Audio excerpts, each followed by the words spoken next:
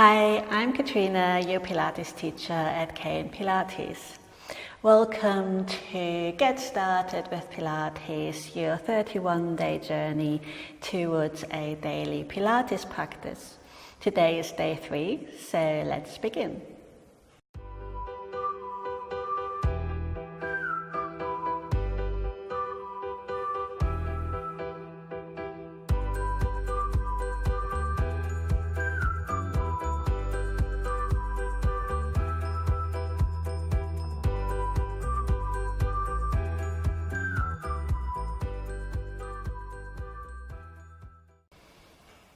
Today we will go into side lying exercises. So for those you might want to grab maybe just a small towel or a small pillow, something you can use as a cushion, and then maybe something a little bit higher up. So if you have a block like this, great. If you don't, you can use a book or just a slightly higher pillow, something to support your head for some of the exercises.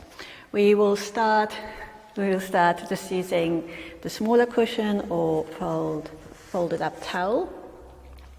So we come into side lying, and you want to have the feet together slightly in front of you. So sometimes we find ourselves with the legs a bit behind ourselves.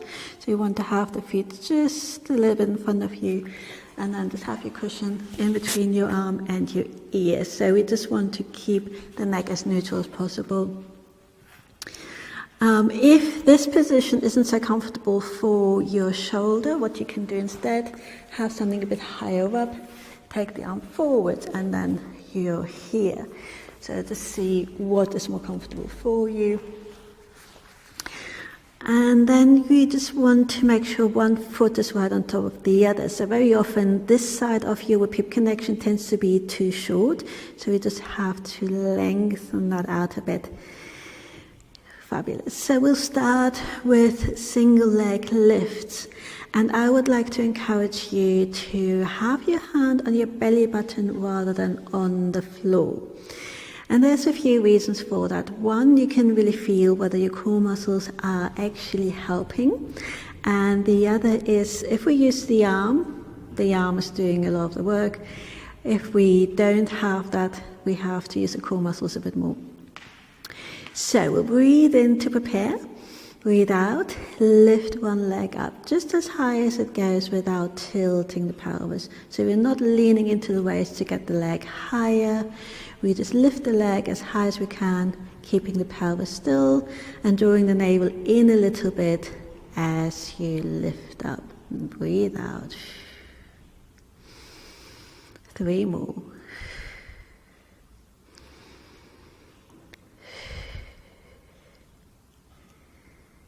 Good. We then take the knee forwards, so you can either bring the knee forwards like this, or if you find it more comfortable, you can have the foot on the floor like that. So see which one is more comfortable in your hip, and then we lift the lower leg. Here you can have the hand on the floor, we don't really have to balance here. We breathe out to lift and into lower. And we do round about 8 of these. And here again, just make sure not to push down into the waist to lift the leg up. And I think I lost count, but we'll just do 2 more of these, pushing through the heels, and make sure to keep that leg straight and not bend the knee. Good. We then bend both knees, and we want to have the feet round about in line with the tailbone. So you can see here that my knees aren't actually together, which means my pelvis is not a neutral. So shifting the knee a little bit further over, coming out of that waist. There doesn't have to be space here at all. We just don't want to relax into the mat or into the floor. Good. And then from here, you want to just rotate in the hip. So make sure not to take the pelvis backwards with the leg. Breathe out to lift and into lower. Breathe out and in. Good. I think that was 3. Let's do 5 more.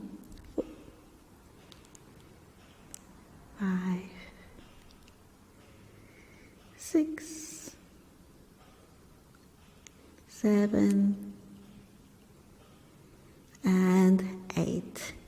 Then we lift the leg up. So here there's no rotation, we just lift the leg up and back down. 2, 3, 4, 5, 6, 7, and 8. And then we put those two movements together. So you lift the leg up, rotate back, lower down, find that foot again, make sure the knees are still together. 2, 3, 4. Just breathe through the movement. 5, 6,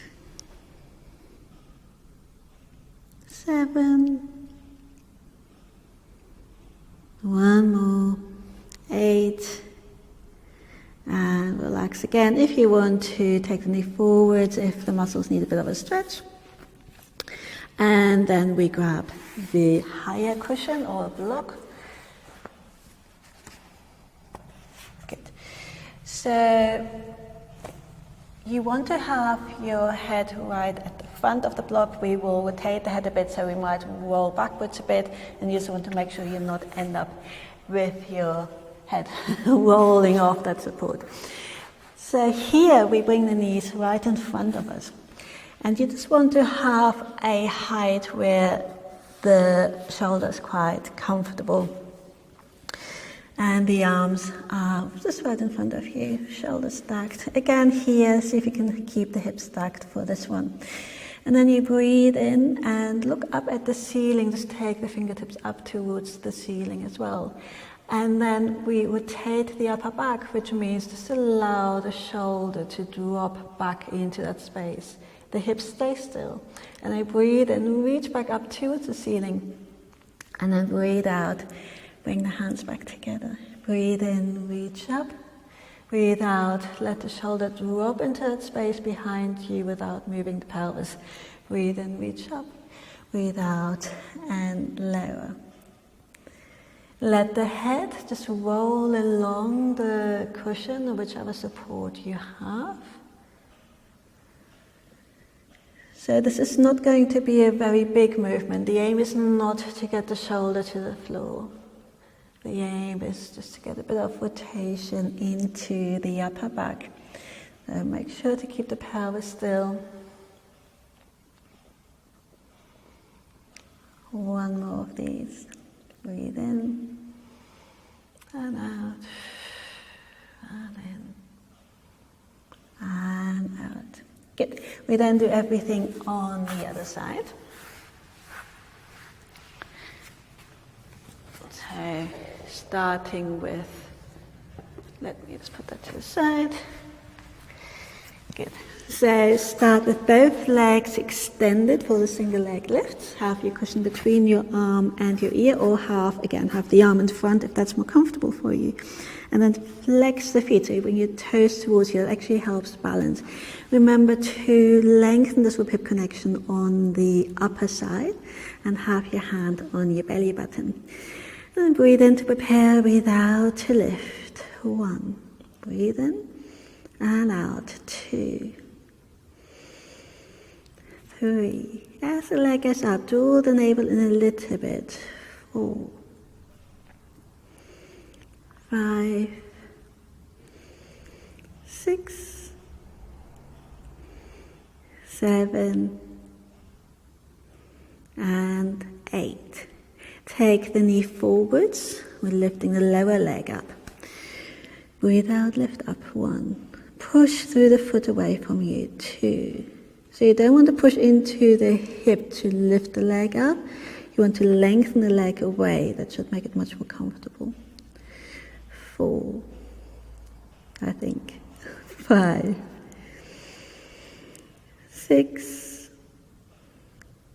7, and 8. It's awfully difficult to count and try to talk and explain some of the teaching points. So again, kind of want to have the feet in line with the tailbone and then the knees together, lifting out of that waist.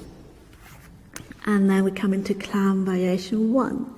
So keeping the feet together and then just rotate in the hip.